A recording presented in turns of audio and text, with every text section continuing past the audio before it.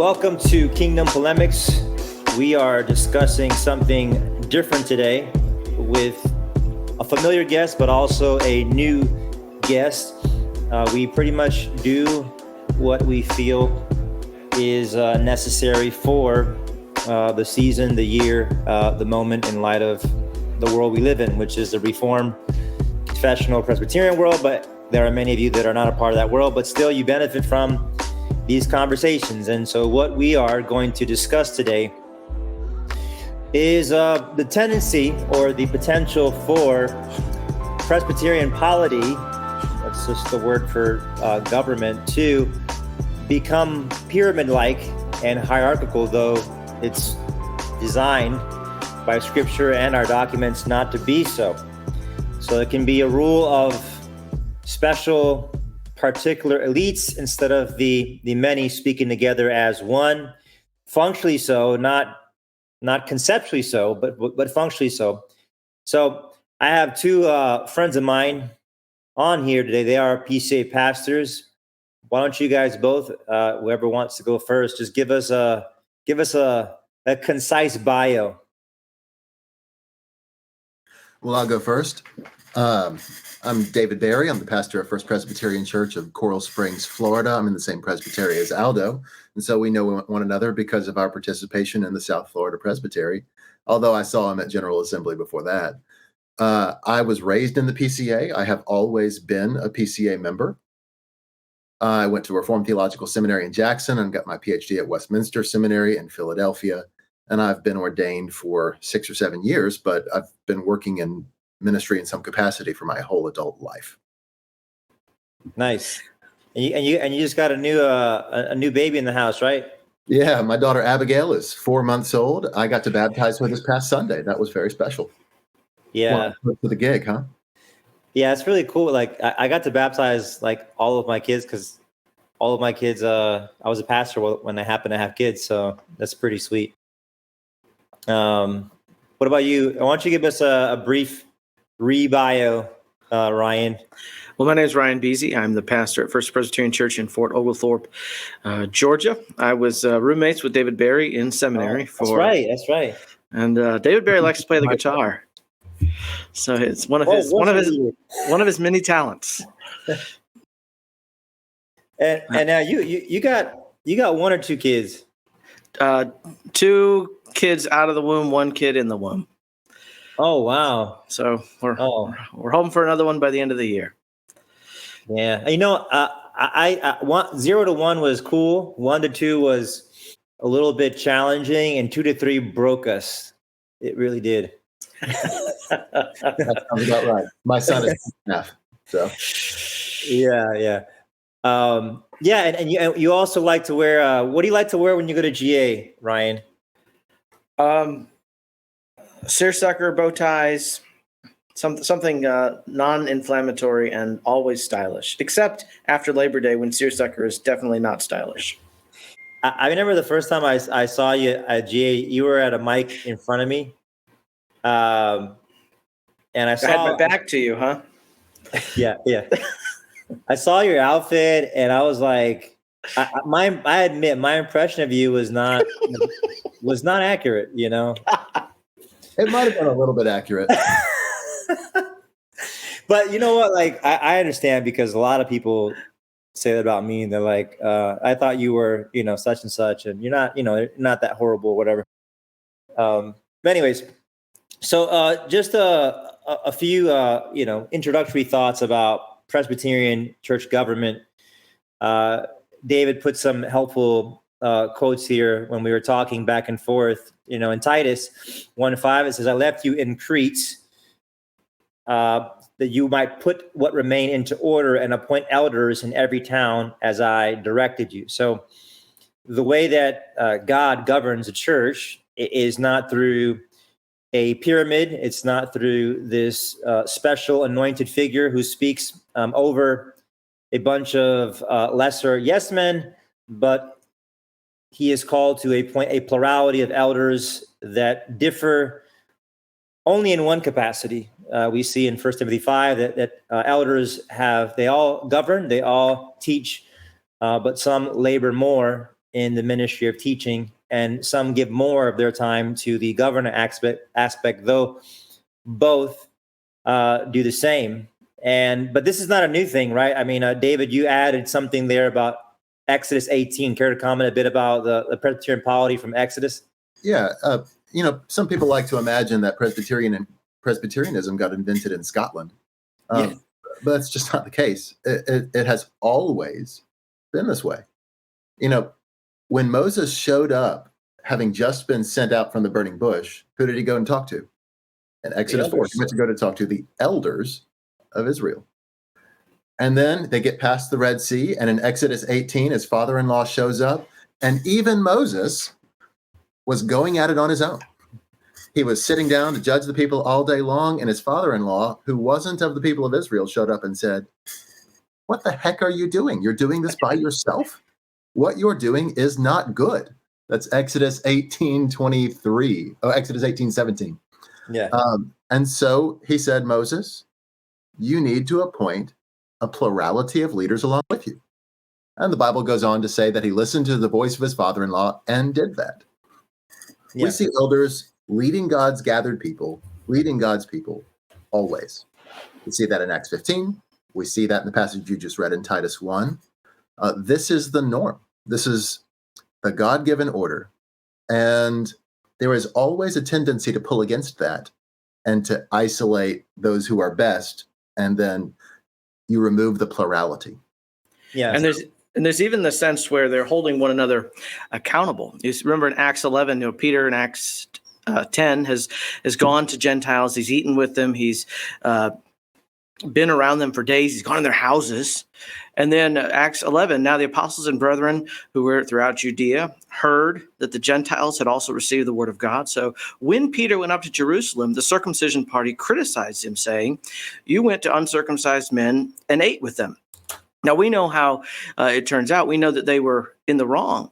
But even Peter was not at a level where he could not be criticized and where there was not a church court meeting to determine, was this the right thing to do? Elders are holding one another accountable. Yeah. I figure the big question that I want to ask in this conversation, maybe it'll come up again. I hope it will. The question is Presbyterianism a good thing? Yeah. Do we want a plurality of leadership? Do we want to be able to hold one another accountable? Do we want the wisdom of the group? Because at the end of the day, if that is a value, and if it is what God has given us as far as the order of how things are supposed to work, then we should defend it. And we should implement it in cases where we do not have to. There's always going to be a tendency to move in the executive authority direction and away from the rule by the group. One of my mentors said something to me when I was a very young pastor. The principle is this, or the reality is this. Typically, the pastor is going to be the most educated and the most theological. And maybe he's going to be the most skillful. It depends upon the church. It depends upon the ruling elders who are there. But by and large, I hate the term, but the pastor is going to be the professional. So my mentor said this to me. He said, "We need to find ways to encourage and enable our ruling elders to be what God calls them to be. It's a matter of enabling, which is admittedly harder to do than doing it yourself." Yeah. That's the illustration you gave in our conversation, where it's easy to do something for somebody in the short run, but it's more necessary, more appropriate, more in the long term, a good thing if you take the time to bring people along and teach them to be able to do things collectively. And I definitely, I do sympathize with papacy. I do sympathize with bishops because it's in the short run easier. You don't need to rely on the Holy Spirit too much to just basically make decisions by yourself for other people. You don't need to persuade very profoundly from the scriptures if you're just persuading yourself and then just or your little circle over others. I think I understand why people do it, but again, I think one of the things that I've noticed about Presbyterianism is that our soteriology and our doctrinal categories, they have a coherent connection to everything else in the church. And so our view of the doctrine of man and the doctrine of sin are related to our suspicion to power being consolidated amongst the few, you know. And so, yeah, Jesus is the only one who has the capacity to be the true solo senior pastor, because he's the only one that is sinless. But everybody else, because of, not the fact that we are enslaved to sin and our new identity, but we certainly have the residue of the old man Adam that clings to us. You can't trust yourself. You need other spirit-filled people that they're not yes men. They're not simply just a title as such, but they operate with a level of parity. And yeah, I get it. I totally get why people naturally gravitate to the hierarchical thing, because I don't know about you guys, many times I've just said in my head, I wish I didn't have to be dealing with a other group of people to get things done. Even like in a presbytery sometimes, I mean, like in my mind, I'm like, yeah, it'd be great if, me and like the four guys that like I really have confidence in could just decide for everybody. But I know that's not the Spirit of God. I know that's not, the wisdom of the scriptures. That's just me being lazy and carnal. So, but I can sympathize with the thought at least. And and so one of the things that we just, before we go into like a little bit of how this is being discombobulated in the present, it would be helpful to take a little tour down history lane and discuss what happened. I mean, obviously this has happened many times in church history, but I do think it's probably more pertinent to just table it to the 1900s. So in the 1900s, there happened to be a shift, a growing shift in how functionally the Presbyterian world functioned. And you see this in the Machen story and other people. And basically, the idea, the concept that the assembly governs, the ministers of the assembly govern also with the ruling elders. They govern collectively and speak together as one. There came to be a functional polity by which elite groups of people began to speak over and behalf of the many, and the denomination and the presbyteries began to be dominated by these elite groups and boards and whatnot. Any of you guys care to comment a little bit more about what happened in the 1900s to our polity, more around the times of the Machen struggles and battles, with the mainline moving Presbyterians? You can take David, it, Ryan. You're a pro. Well, even before then, the one of the debates between Hodge up north and Thornwell in the south was over boards, and whether the boards of the agencies, for lack of a better term, of the Presbyterian Church would be able to function as boards or as committees responsible to the General Assembly. And that was one of the distinguishing features, at least initially, once the Southern Church was effectively excommunicated from the Northern Church in 1861, is that the church that they formed was initially a much more grassroots organization in which the committees overseeing the bodies overseeing the agencies were committees and were responsible to the General Assembly. Real quick, Ryan. Just for audience, when you say grassroots, unpack that just a little bit more before you continue.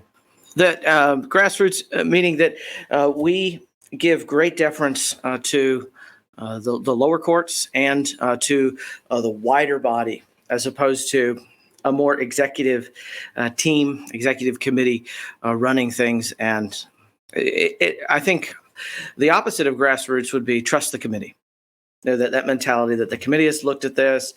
We just need to endorse and approve what the committee has approved. Whereas grassroots is much more local, a much broader impact and influence on the denomination as a whole. Yeah. Another way it could be said is, it's top down authority versus, an oversight that comes from the bottom up. And it's spread out. It's a difference in Babel polity, where, a consolidation of power is centralized versus the way God structured creation. He says, spread out and decentralize and oversee. Anyways, continue with the Thornwell, and I think you were at the Southern Church splitting. Yes, well, just that was one of the distinguishing features of the Southern Church more. And then, of course, as the Southern Church got older, there was more and more centralization of power. And, of course, in the PCA, one of the distinguishing features, one of the concerns the elders had when they convened as a convocation of sessions was the centralization of power in the PCUS at the time, which was always trying to catch up with the Northern Church. And just like in the kingdom of Judah and Israel, the Southern Church was always less apostate than the Northern Church. That's interesting. I never thought about that. Well, that's because it's not a great illustration. One of the illustrations of just the distinction is if you get the PCA Book of Church Order, it's about that thick. The PCUSA one is huge. I'm going to try and get this right with my camera. It's just much larger because they had much more regulation that was to govern their various administrative bodies. A pithy way of saying what Ryan is saying is Presbyterianism just our middle name? I'm the pastor of First Presbyterian Church. Is it just the middle name? Or is it a principle that guides how we function? Right. When you move in the direction of executive authority and bureaucratic control, you're moving in a different direction than the authority of the plurality of elders together. Yeah, absolutely. You said over here in our notes, Morton Smith. Yeah, Morton Smith's book, How is the Gold Become Dim? This is a classic. He wrote it at the time that the convocation of sessions was being called to explain and give an apology for why it was necessary to form a new denomination and split off from the PCUS. And he tracks exactly the things that we've been describing: the centralization of power, the administrative removal of people. It is very hard to bring people upon charges of church discipline. It is very easy to create an administrative workflow, an administrative set of actions that functionally cuts people away. And so you often see people administratively removed, administratively excommunicated, administratively pushed out. And that's that the denominations can play. That's fascinating. So it's a backdoor, subtle way of doing the same thing, but it doesn't actually have to persuade people publicly about what you're doing. It simply covertly does so through, I would say, putting systems in place which do the same thing. That's fascinating thought. I was also, thinking about what you said about the size of the book of Church Order. You said the size of the two books, and when I was just thinking about just the scriptures and the law of God. When the law of God is our standard, you will find yourself having a lot less laws. When you replace divine law with man's autonomous standards, you will have endless legislation. That's the case in ecclesiology. That's the case in a society that is more conducive to the Christian worldview or less conducive to it, because in God's worldview, we understand that God's in control, and therefore what he says and doesn't say is sufficient. So we don't have to, legislate every detail endlessly. But if you have bought into like this alternative power of humanism, you don't control anything, so you have to control everything. Yeah, And an easy illustration of that is just the homosexuality debates that we're having in the PCA right now. 100 years ago, you would never need overtures 15 or 29 or 31. yeah, Never. It's just insane. But today we need them. yep. Yeah, I was saying that somebody, when maturity is a part of the environment, you don't need to state things and regulate things because people are just simply doing what they should be doing.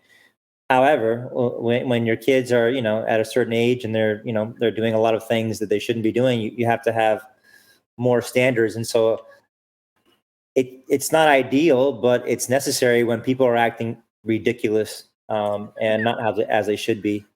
And trying to explain to us why a man who acts the way someone like Greg Johnson would is actually some courageous hero, that is a model for missiology and whatnot. So yeah, we have to be more explicit than we would like. But that said, yeah, in the 1900s, in the Presbyterian world, the small groups of elites began to consolidate power administratively, structurally, and they took power out of the assembly, the collective body, the corporate body, and these special people that thought that they were, it's funny, like I think when you consolidate power in some overextensive way, it to be fair to the person, you believe that it is a means to like a conducive end, right? So I'm just doing this because I feel like this is the right thing to do, and therefore it justifies kind of like these power plays. And anyway, it didn't work out very well. When we govern in such a way that's not consistent with our doctrines, then your doctrines end up become unraveling. And here goes, the reformation of the PCA and return of church polity and splitting and whatnot. So bringing us to the modern day, where we are in the PCA in 2022, right? Where have you guys seen this erosion, this weakening of true collective corporate governing of the church? Where have you seen this? You can be conceptually, you can give conceptual examples of way this is kind of like thought through. You can give specific examples. Go ahead and start chipping away. Well, I'll start with with myself. I remember when I was a young TE, I was under care in Ascension Presbytery before I was teaching elder, and they would have a 2-3 hour floor exam, and for a guy transferring in, if I remember correctly, and then I was ordained in Mississippi Valley, and Mississippi Valley, probably the best presbytery in the entire PCA. And the floor exams were relatively brief. And then we had a teaching elder whom I deeply respect come in from another presbytery.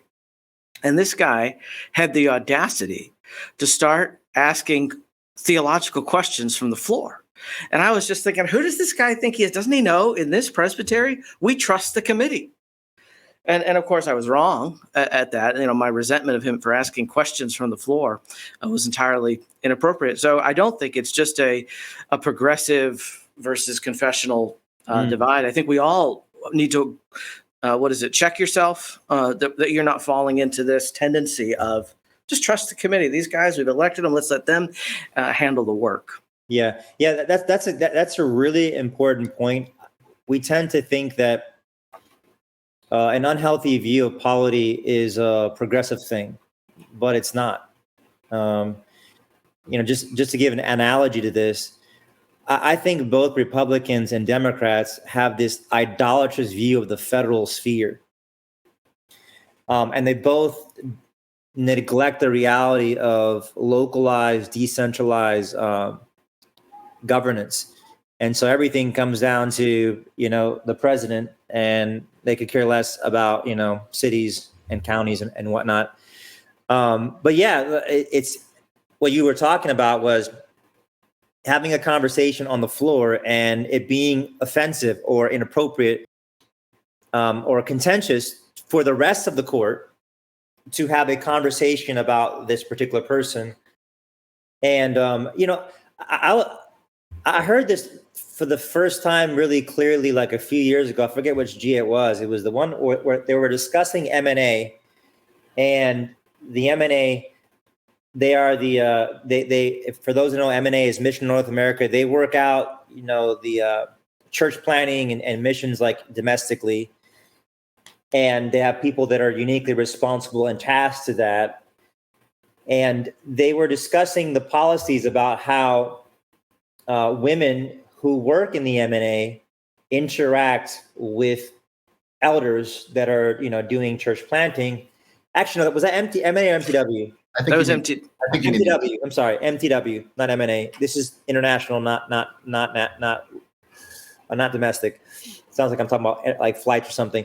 And what I heard said was, you guys are, when there was a conversation on the floor about the way that women were interacting with men was inappropriate to the fact that elders govern churches, and they had these women that were acting in such a way that was it was not administering, but it was overseeing like church plants. The conversation came up, and it was, you guys are micromanaging and you guys are overstepping and being heavy-handed. And one of the things I find interesting is how in GA you have all these guys. I have never seen their faces before. I've never heard about them before. They get up and they make very profound statements. And one guy said, you guys are operating on our behalf and you're representing us. Okay. And so when the court collectively says, hey, these things that you are doing as representative of us, we believe has some gaps, you're making a contra Presbyterian statement to say, don't let those who we are representing you and operating in your interest of the whole court. And now the whole court is saying, hey, we have some concerns. And you're saying, why are you getting in our way and being heavy-handed? It was like, that was one of those aha moments for me where functionally there is this group of people that operate in a way that's purely hands down everything to the assembly and doesn't actually cooperate with the assembly collectively as to what is going on. And I thought that was a really good example of something that is there and is problematic.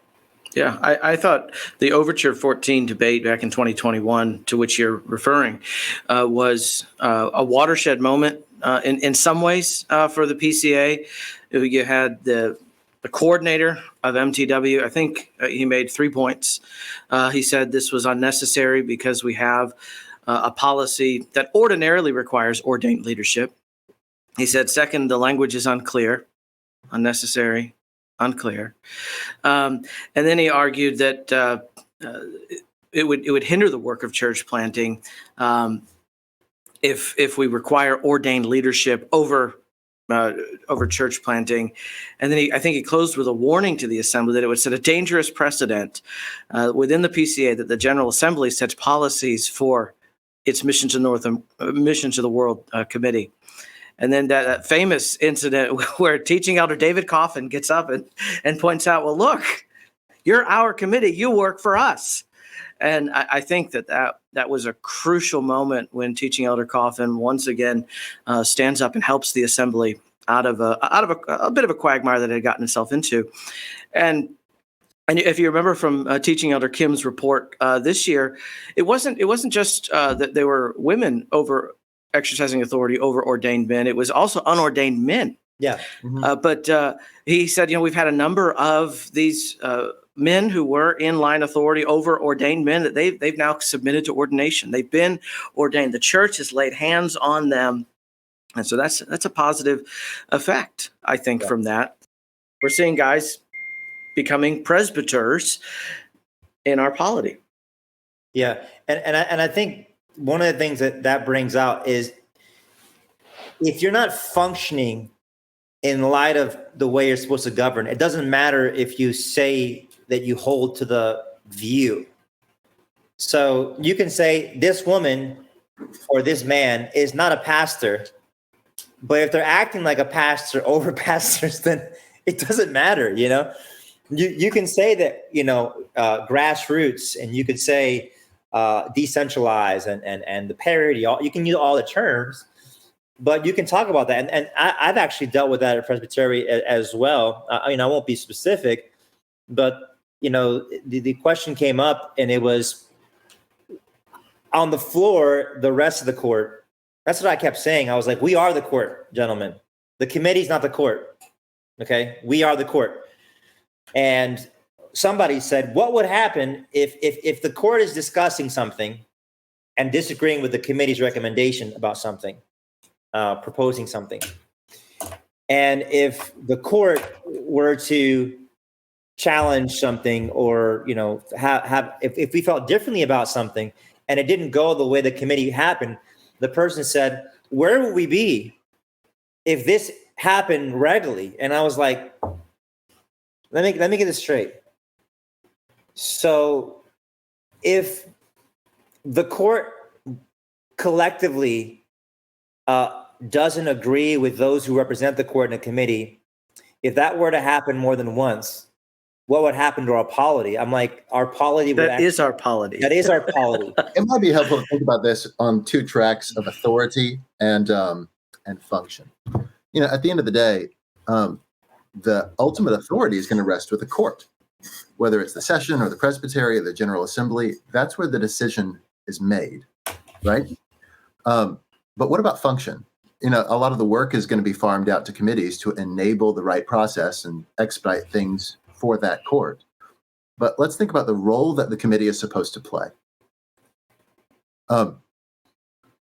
They are supposed to enable the court to make an informed decision, not make it for them.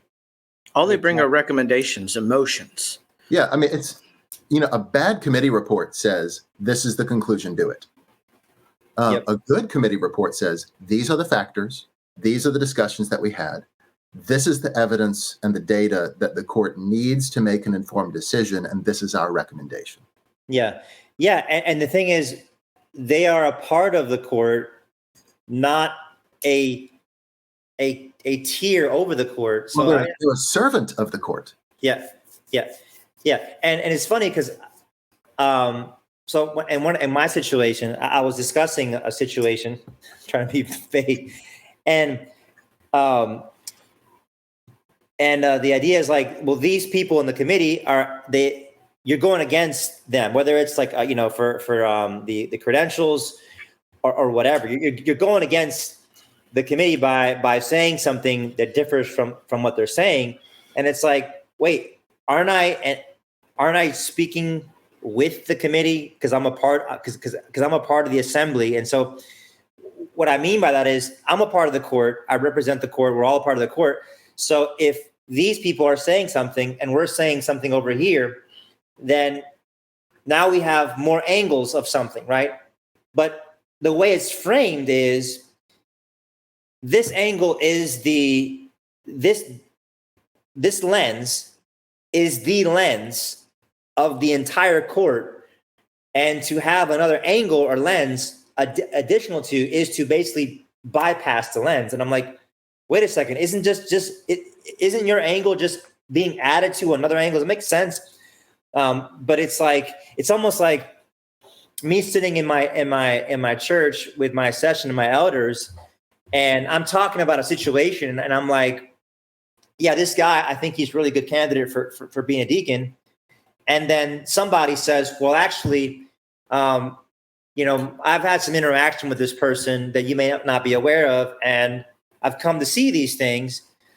And instead of me saying, okay, now our whole court is now seeing something together, it's like you're going against me, and it's like no, I'm not. And I think Does that make sense? Like it's the many thinking together, not the few thinking for or against others. Does that make sense? Yeah, you're basically saying deliberation is important in a court. Huh? We want to actually deliberate as a court. Yeah. We want presbyters, whether that you're on a session or you're on a presbytery, you're at the assembly, you're saying we would like people to be able to make the most informed decision. Yes. As opposed to ignorantly going along with the momentum of a recommendation. Yes. And here's the thing. If we are, I believe, now I understand there are situations and settings where discretion is more sensitive. I understand that, but let's just say, generally speaking, if you are about the glory of God and the truth, you have nothing to hide. You have nothing to hide, and you don't need to filter and control information and siphon it in some disproportionate way, right? So if I believe that this candidate, for example, let's say I'm on a committee for credentials, and let's say I genuinely feel that this person is a good candidate, for a nation. Okay. If you challenge that, if you press that, if you engage in that, if you want to have a long conversation about that, I should feel confident that that determination will be validated by that conversation. But if it's like the second that something comes in, I'm like, oh, wait, stop. It's like, wait a second. Like, I mean, do you really have confidence in what you're presenting to us? If the second it becomes more deliberated, you get very apprehensive and sensitive and want to, I guess, just shut it down immediately. Call the question, Well, here's the question, and this is an important one. Where is the right place to have that conversation? If you have a legitimate concern about somebody, let me phrase it this way. Is it wrong to bring up a conversation like that one in the court itself? Some people would say yes, it is wrong to have that kind of a conversation in the court itself. Why? Because it feels private, because it feels embarrassing, because it's tense. We don't want to embarrass candidate so-and-so over here. But the authority rests with the court. Yep. The decision rests with the court. Yep. If members of the court can't make an informed decision, that's a disaster. Yep. Yeah. Go ahead. Well, and we have functions. The courts have the power to handle things like that. We have executive session, what we call when we're going to discuss something privately, and when you're not supposed to discuss anything discussed in executive session outside of executive session. So if you know of something not scandalous but scandalous about a candidate, and for whatever reason you chose not to inform the committee beforehand. Let's just take me, for example. I was coming to Tennessee Valley Presbytery, and they didn't know I was coming until the day of Presbytery, because that's when I met as a transfer with the committee. And so it would have been entirely reasonable if someone, when they finally revealed my name, because they don't reveal the names until the person has been approved by the committee, and said, hey, we know Ryan Biese, he's a bank robber from Iowa. And that would be a reasonable thing to do. Now, one would hope the person would go into executive session so they can sort that out. But and we also have functions, substitute motions. So if the committee has a motion, and then minority reports. So if you're on that committee, Aldo, and you think somebody's a great candidate, and then a minority on the committee thinks that he's a terrible candidate, you can have a minority report. Yeah. So the court makes that decision. Yeah. And that's vital. Yeah. Let's use the example of a local session. So I am new in my call in Florida here. I've got 10 ruling elders, and there's 3 teaching elders at my church. One principle I've tried to bring is I never want my ruling elders to be surprised by something I'm doing. I never want them to feel like they are uninformed or out of the loop, that I'm running roughshod over them. I never want to look like the CEO who says, approve it or else. How would it feel to be a ruling elder with an authoritarian pastor who just ignores his session? He's got enough guys around him where they just do whatever he wants. And it's my way or the highway. Some churches operate that way, and we know that. Mm-hmm. Again, is Presbyterianism a good thing? Yeah. And again, we're saying functional, actual, not which takes longer. It takes longer because you have to win people. You have to debate with people. Here's a Bible verse that is on our notes that we haven't shared yet. One of the first applications of the gospel is Romans 12, verse 10. Outdo one another in showing honor. When you undercut an elder, don't give him the information to know how to vote, don't appreciate him enough to recognize that he has standing in the court, you're not showing honor. We don't want Presbyterianism to just be our middle name. We want it to be our value. And so we want to function that way. Yeah. And also, again, I think part of, being secure in the gospel and, your Christian identity is me as a member of the court, having something to say which differs or adds to a servant of the court, like a committee. It doesn't mean that I am questioning your integrity or calling you out per se. It's just I just think you may be missing something. You may need to add something. I remember I was in a situation where somebody was coming in and transferring in for another denomination, and they were voting on him just kind of like bypassing some kind of examination process for some BCO thing. And the conversation on the floor was, we know this guy. By we know this guy means about 4 or 5 people know him over the years. And I'm somebody who actually knows him very well because he was in the Homestead area where I was pastoring when I was a Baptist. Know him very, very well. I know people that went to his church. I've talked with him many times. And I was like, again, I just said, hey, I think that it would not serve this court well if we did not do the examination process for this person transferring in, simply because you found some BCO, I guess, clause. Extraordinary. Yeah. And it wasn't extraordinary, by the way. It's funny how well, exceptions become the rule and extraordinary becomes regular. Yeah. And it came down to, we know we're right, just affirm it. And I was like, okay, well, this reminds me of being in the Baptist church. This reminds me of being in the Pentecostal environment. This reminds me of like American politics. Like, all you need to know is that I know and I'm okay with it. And that's it. And I'm like, well, there's only one person in the universe, one being in the universe who can say, I know. And all you need to know is that I know. And as long as you know that I know, you can just trust me. That's Yahweh. That's the Lord. But if you're somebody else, then you probably could hear and deliberate and discuss and persuade and consider things beyond that, because again, it is the power of the assembly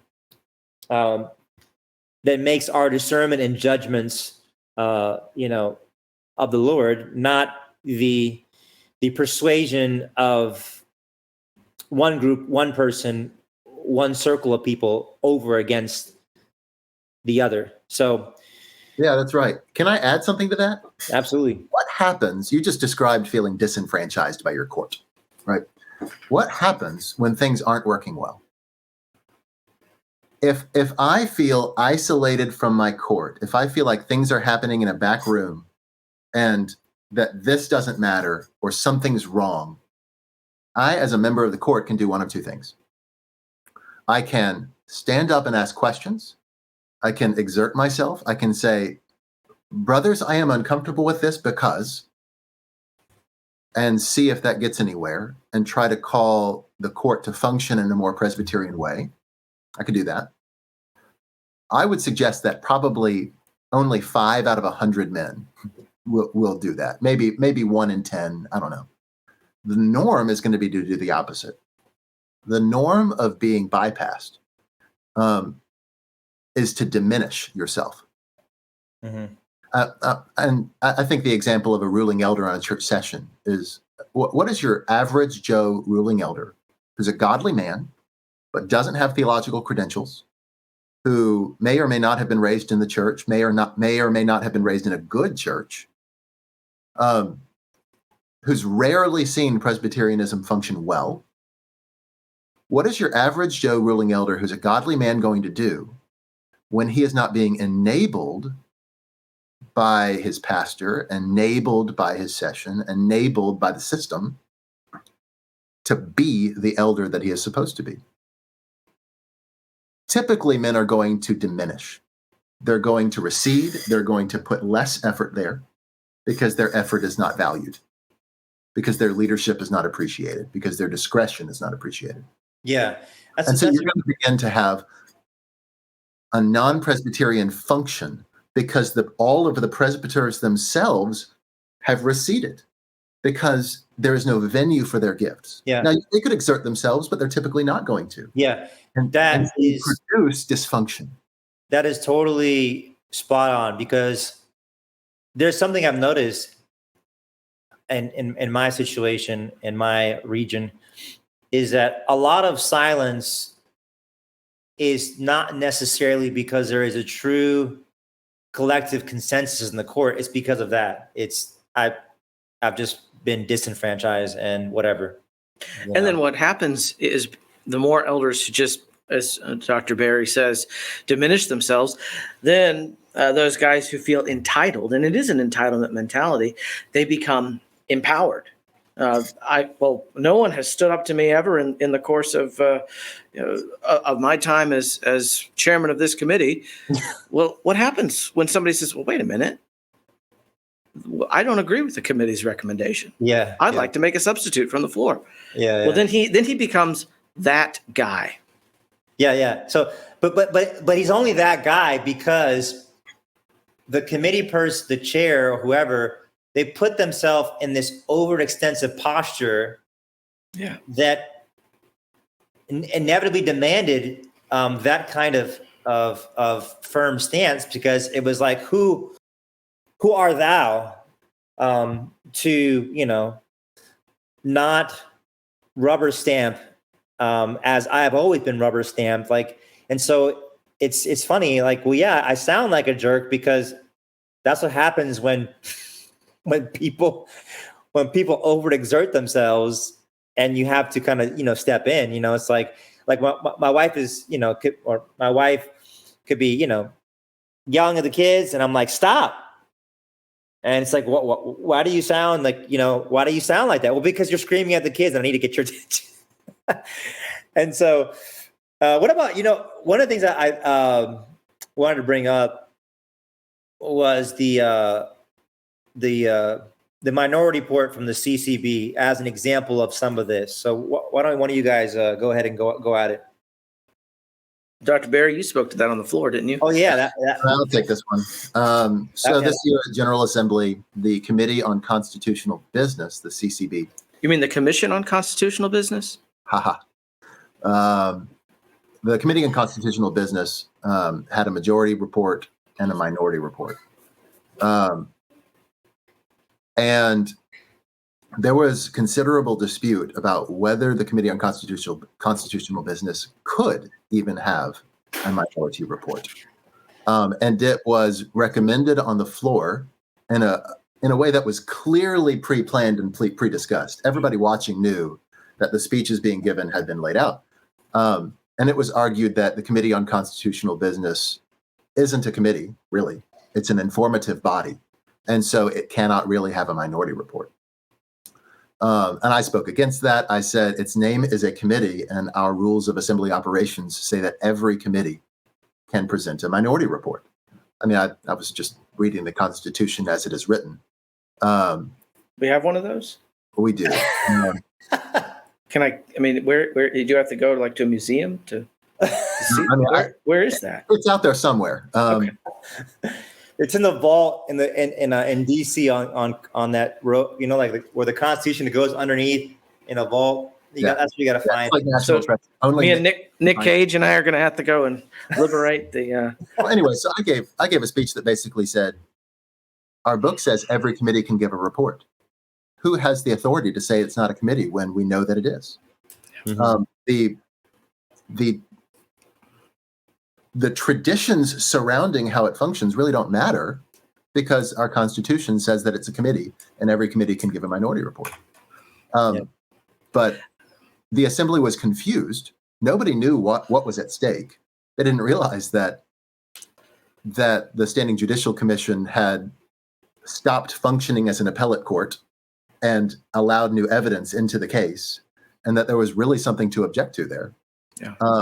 And that the Greg Johnson case could be reopened. And it was radioactive, because that's the most controversial thing going on in the PCA right now. And so the arrangements were made. Let's just get the Assembly to vote. We need to make this go away, because as people realize what's going on, people are going to say, yes, let's open this.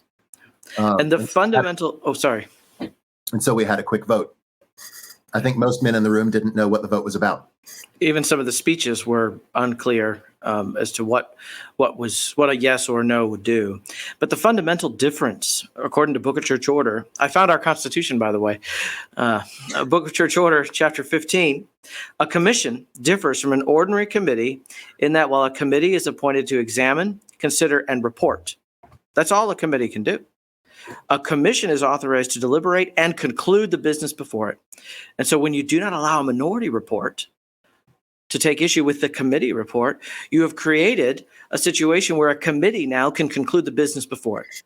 The Committee on Constitutional Business reviewed the minutes of the Standing Judicial Commission and concluded they were all in order, despite a minority on the committee wanting to say to the Assembly, we think there is a constitutional irregularity here. And that is that becomes the function of a commission.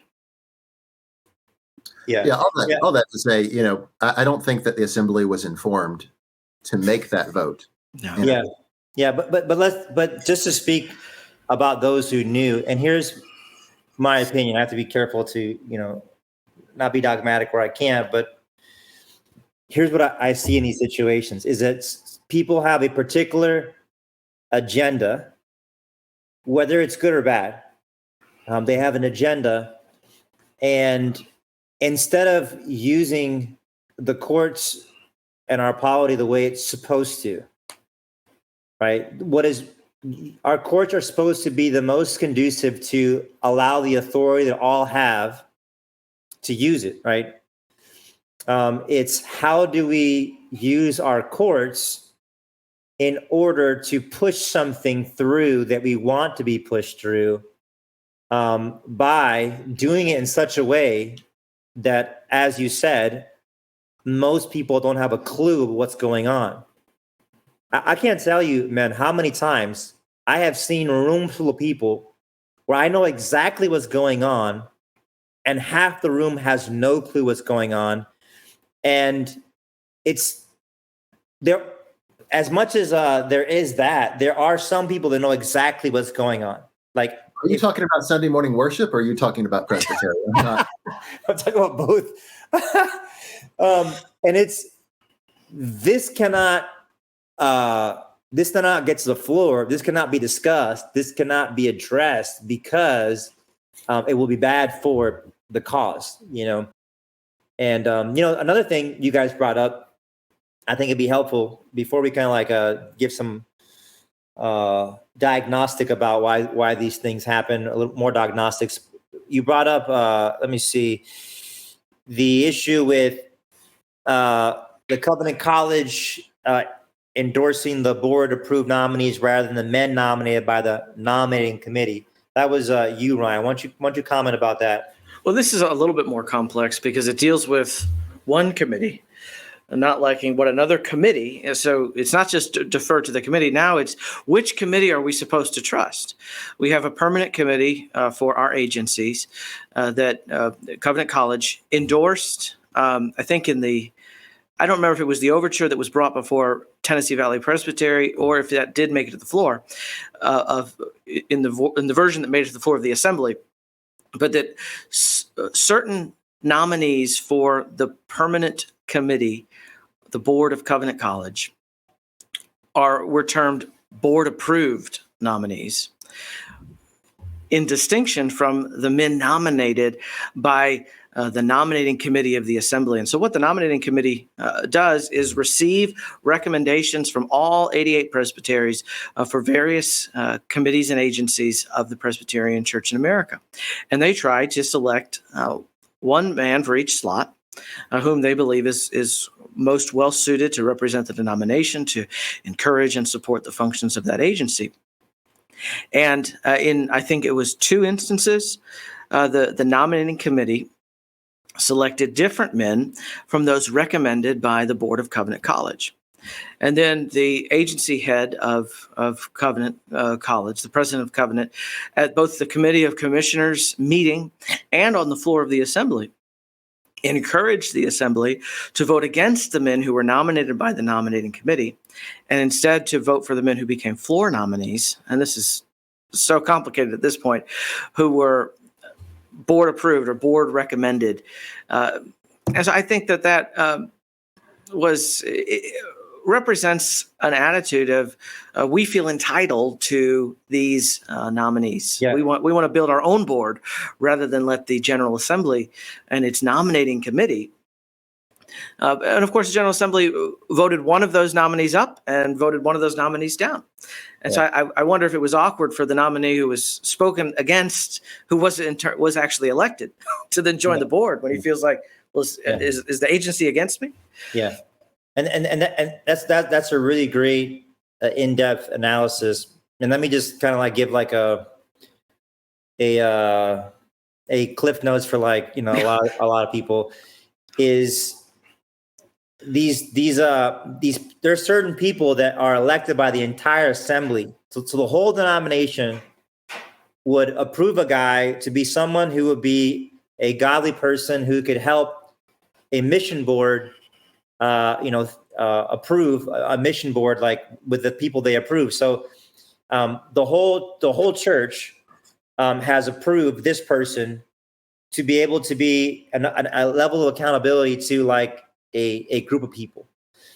And so the tension is this group of people that have this specific job are saying, you just need to let us pretty much do what we think we should do. And this person that has been approved by like the entire church denomination, you know, through our vote, it's like, we don't really need that person. And my question is this: what kind of person believes that somebody who has been affirmed by a majority of ministers and elders and whatever you want to say it, would not believe that person's accountability or consent would be necessary? Like that's a problem to me. And I think a lot of people, here's what I'm noticing. Obviously there's a lot of narratives to this and there's different elements and factors, but I think what I'm noticing is a lot of people are functionally congregational. They're functionally congregational and they are only Presbyterian in name. Okay.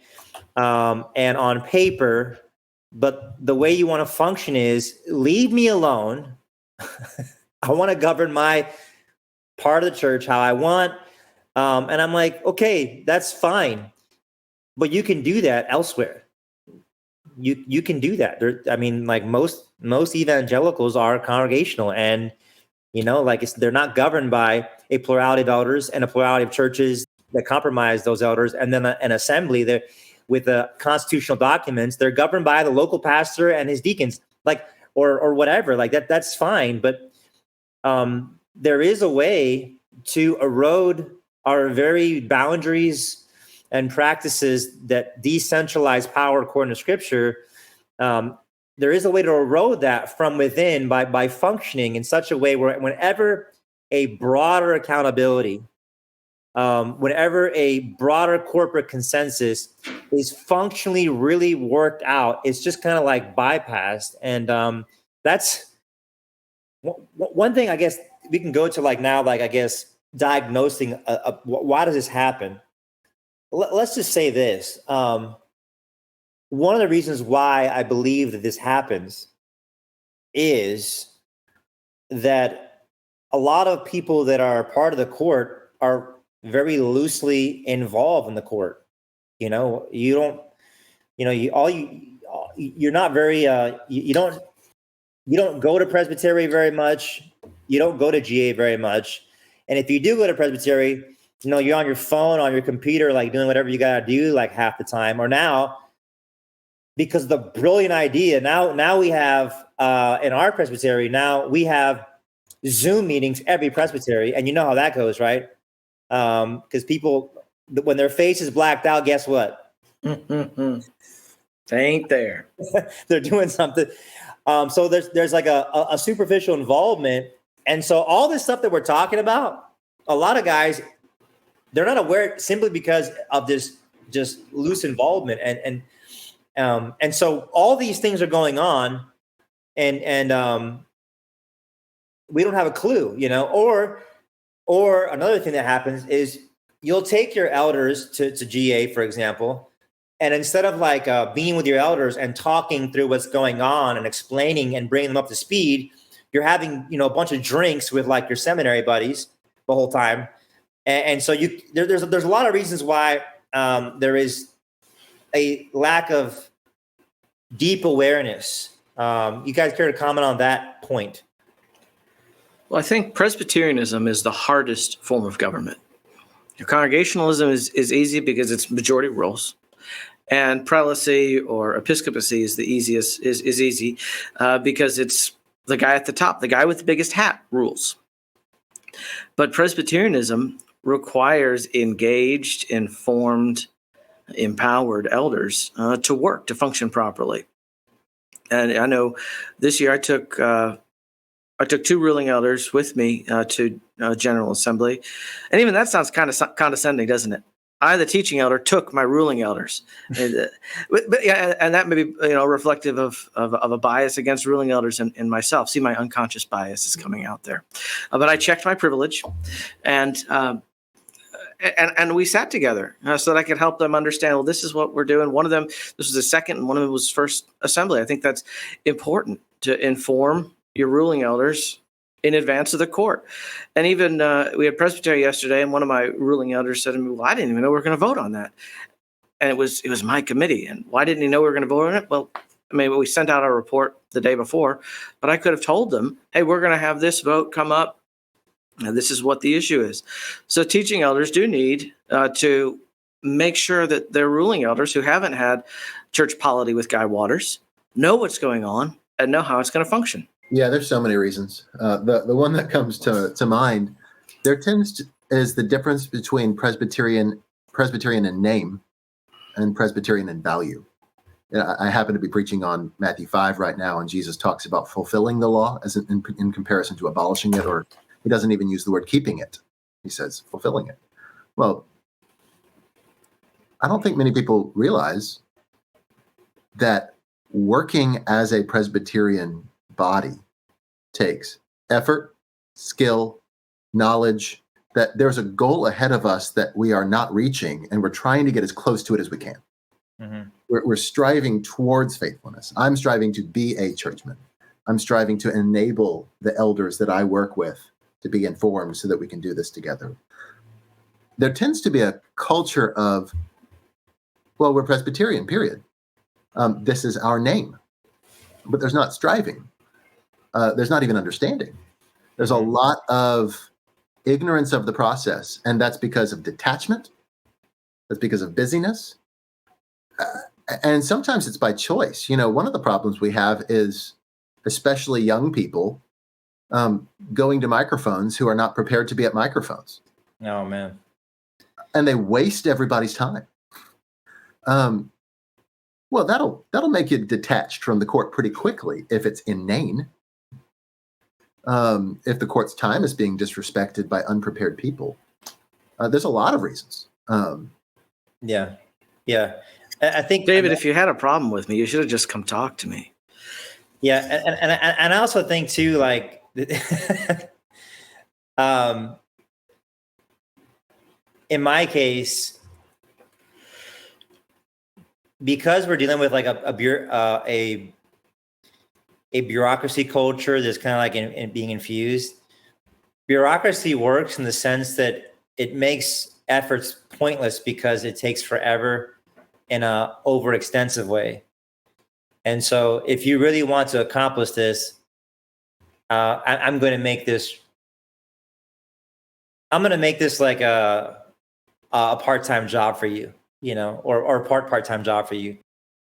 And so one of the ways that I think people are discouraged is by this bureaucracy culture, saying, if I really want to do this, it's going to not. I mean, Presbyterian polity is slow, period. But when you make it a bureaucratic thing, it becomes even more complicated, and it discourages people. Like I'm in a few situations where I genuinely struggle. Like, what's the point? If things are going to be monopolized by the secret societies, endlessly, then what's the point? But I think the thing is, like, if everybody thinks that working through these procedures that have been skewed is pointless, then like it's going to become more and more a part of the actual structure in a more pronounced way. I mean, I also think too is, let's just be honest. Like, do you guys have a lot of familiarity with REs and a lot of other churches? Would you say? I think I do, but do you guys? I'm not sure what you're asking. Do I know personally other? Yeah, would you say that you have a lot of familiarity with just sessions in the PCA in general? Like with how they function? Just knowing them, like, yeah, what kind of guys they are, what they do, how they think. That's just such a subjective question. I mean, I've lived and worked in 5 or 6 churches, and I know those sessions. The rest, only the committees that I've served on in General Assembly. What about you, Ryan? Yeah, it's hard to get to know other sessions. I mean, I know the ones that I know personally, but I'm on the nominating committee at our presbytery, and whenever we have a ruling elder slot, it's hard to, well, I don't know. I know my ruling elders. I know a few ruling elders from your church, but it's hard to find a ruling elder that we know that would be willing to serve, just because we teaching elders stay in our own orbits. Yeah. Well, let me just say, from my limited experience of talking to pastors in different churches, socially, relationally, is more often than not, the only time people go deep into the confessions is when they're passing their exams, and that's it. More often than not, I've noticed people only use the BCO when there's something that they're doing that actually involves the BCO, and now they have to look up something, but there isn't like a familiarity to it. So I do think that part of the issue, like, I think in the PCA, just generally speaking, is and I think they were talking about this in the GRN council with the David Strain. Is it Strain, or how do you say it? Strain? Strain. Yeah, he was talking about this with the confessional part. I do think that there is a lack of familiarity with the standards and the catechisms and the BCO, that I think leaves us vulnerable to even engage these conversations well on the court. And it's almost like you learn about this stuff when all of a sudden a debate happens on the floor and people start saying things, and you're like, and you're thinking about things that you've literally never thought of. I'm saying that happens often. I'm not saying it's a percentage of 60 or 70%, but it does happen often. And particularly like with younger guys, I mean, obviously this would involve us. But with younger guys that are in the missional category, there is this kind of like vibe and culture that to be a true Presbyterian who is passionate about standards and documents is some kind of sub-spiritual person. There's like this piety or pietism that is beyond this kind of obtuse doctrinalism and actual courts and procedures and actual polity. And when it's funny, like when these debates would happen on the floor, a lot of guys like in our age groups, I noticed that the way they talk about it is like not like, okay, like wow, this is our way of governing being worked out, like this is what it looks like. It's like this is a bunch of obnoxious, legalistic, narrow guys just having their day in the sun to just kind of like,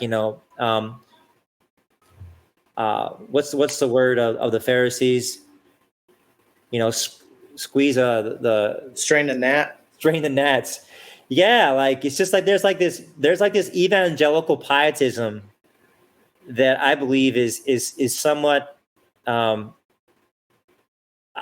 just speaking like from my opinion. Like a lot of guys that I meet that are younger, they're in the PCA because Tim Keller is cool.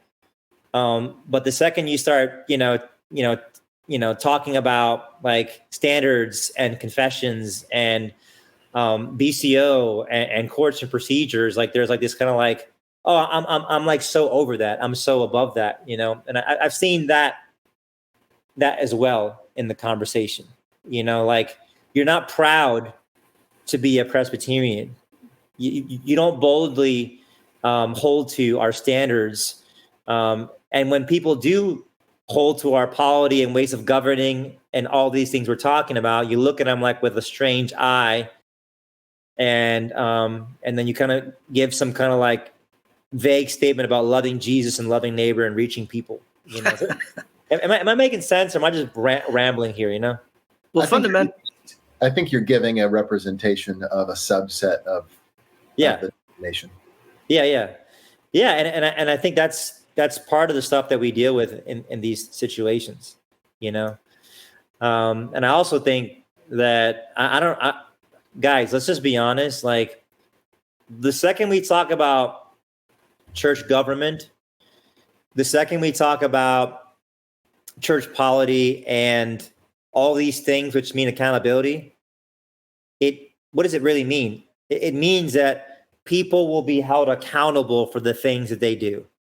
It means that man will be subject to somebody. It means that man will be confronted with something. It means that man will be corrected. It means that man will have to face himself.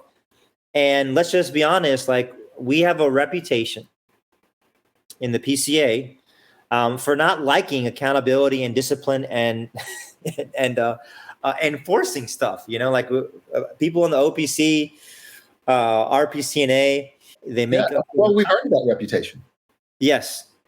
We have earned that reputation. We don't do a very good job of holding people accountable. Our courts don't function that well. Yes. Church discipline is very difficult to enforce. And so we have a little bit of leavening the whole lump. Yep. Yeah, and that's the thing. That's the thing is people don't realize is that a little bit of leaven leavens the whole lump, meaning that it's not that I don't know. I don't know where I get this illustration, but the idea that termites just exist in this nice little closet and that's it. No, termites when they exist unchallenged in a closet, guess what? Your whole house is going to be destroyed, Mm-hmm. And I think when we come to like the assembly level and we vote on certain things going on and it goes a certain way, I don't know about you guys. What I think about is what is happening in your local church every week, every month, and what is happening in your presbytery every quarter or whatever, to enforce this corporate, collective, coherent accountability of governance. Because I think what happens at a broader level, notice something like at a broader level, like we had a coherence about, the overtures, right? About the overtures, the 23 and 39. What were the 29 and 31? Yeah. 29 and 31. The ones the year before. And then 37.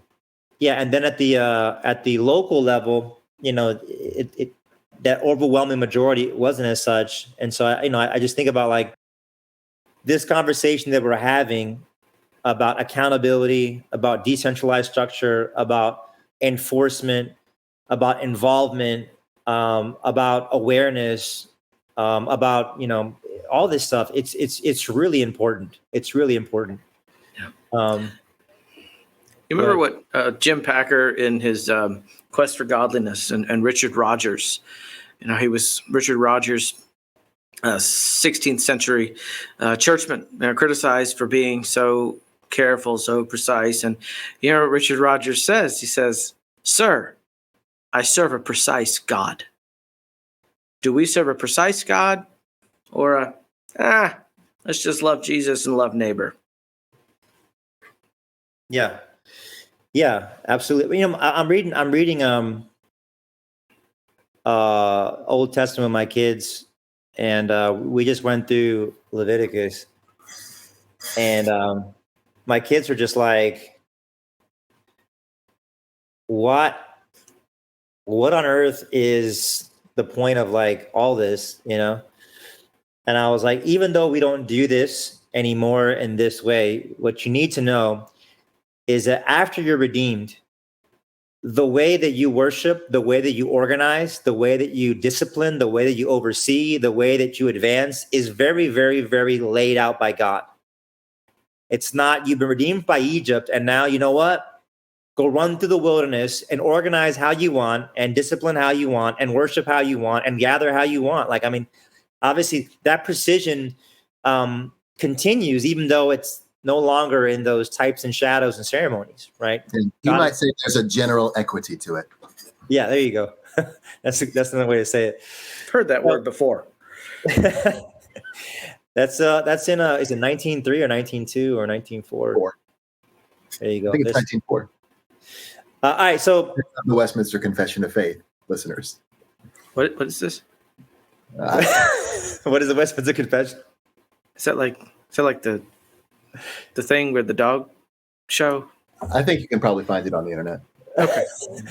Hey, so I think we've had a really good discussion on this. If you were to like conclude the sermon, right, on this topic, and you were to drive the nails and take the doctrine and explanation and application, and you were to tie a bow on it, what would you guys say as we close? I think I have two things to say. The first one is we opened with a question: is Presbyterianism a good thing? And I mean, the whole conversation has functioned around it is more than a name. It's more than a title. This is a virtue to be striven for. This is something that we are working for. This is how God has told us His Spirit will work among us and safeguard His people. Right? It's worth fighting for. It's worth striving for. It's worth being churchmen because this is what God has given us. In a sense, I hate Presbyterianism, but all the other options are worse. That's an interesting thought. Yeah. I mean, go to one congregational meeting and tell me you like it.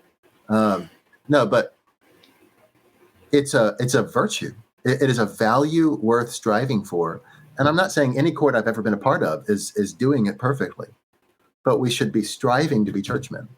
We should be striving to be informed. We should be striving to welcome our elders to be informed and to participate at a high level, to engage instead of disengage when they see the dysfunctions, because there's always going to be dysfunctions. And so that's the first thing. But the second thing I'll say is this. In 2 Timothy 1, Apostle Paul tells his young friend Timothy, fan into flame the gift of God that is given to you by the laying on of hands. We should be praying and encouraging others who are ordained as a gift of the Holy Spirit for the work of the church, that we would be zealous in this goal, that we would be zealous in this work. This is a job God's given us. And in our denomination, in Presbyterianism, there's a way we fan that into flame. And it's not just feeling, although that's part of it. We want zeal, but there's tasks to be performed. There's knowledge to have, there's encouragements to give. And so we want to fan into flame the gift of God that has been given to us. Good stuff. Amen. What about you, Mr. Biese? Well, I don't want to take away anything from what Dr. Barry said, but to quote Dr. Michael Lynch, all I want is for my Presbyterian church to be Presbyterian. Amen. Mike says it better than any of us. Yeah.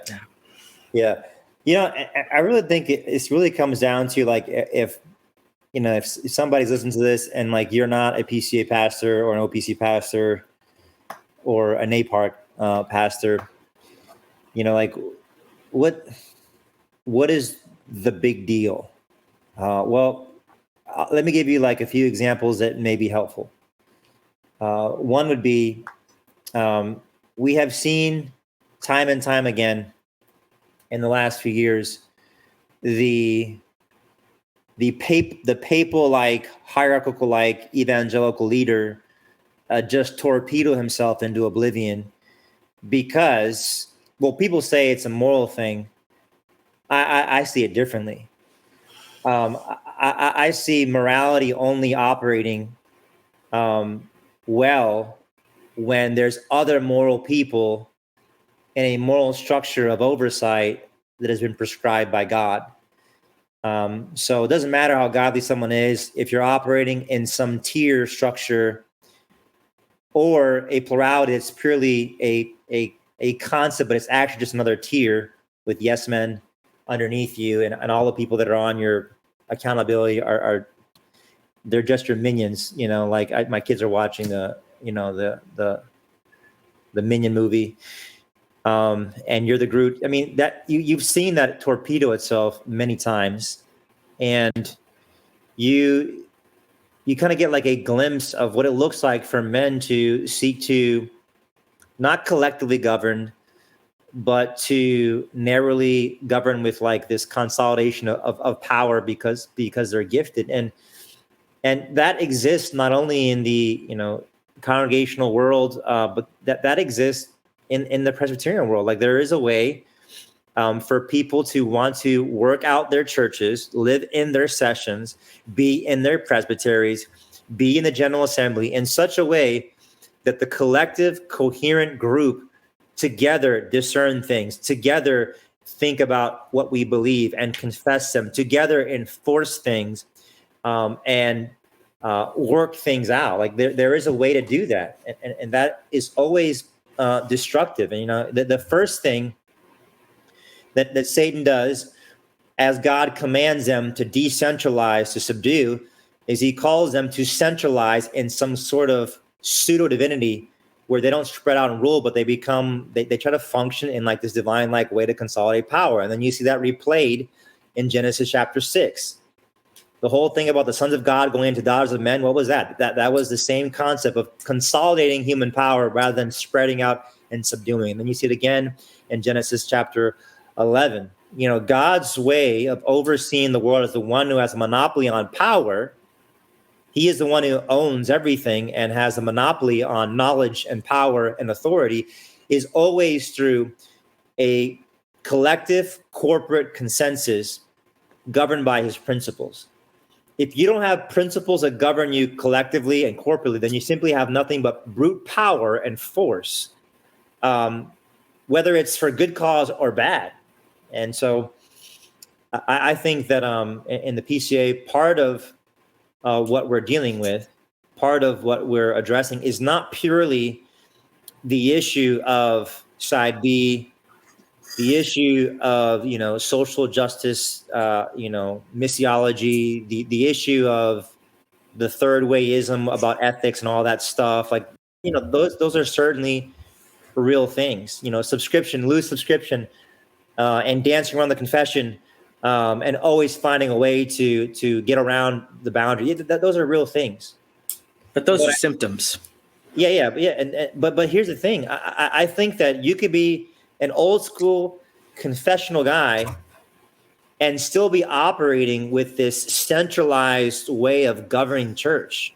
You could be an old school guy who, reads all the stuff about, when Presbyterian was great again, or when it was great. And yet you could govern committees in a way that's pontificating. You could govern your session in a way that's pontificating.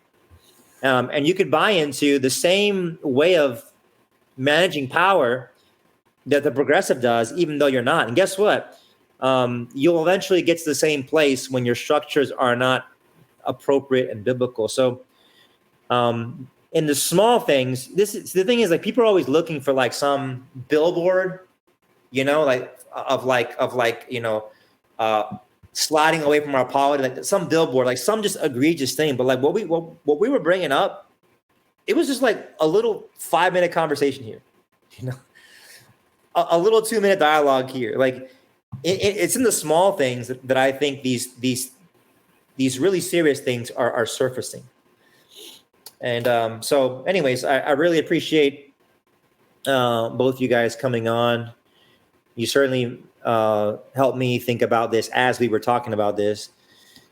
And this is our plea to consider what David says. He said, Ryan keeps saying Dr. Barry. I think I'll just call you David, man. Is Presbyterianism a good thing? Is it a good thing? Like we say down south, really though, like, is it really a good thing to strive for, to fight for? And if so, beware of the pyramid Presbyterianism that seems to be more real than you realize. So Kingdom Polemics is signing off. Grace and peace. We are not the church. We are simply churchmen having a conversation to the church. So we hope that you would work out your principles that you find here that are biblical in this conversation, in the structures of your church. And you wouldn't walk around saying, Aldo, and Mr. David and Dr. David and Ryan said this. No, like you work out these things in the structures that God has given you, collectively and corporately. Adios, grace and peace, signing off.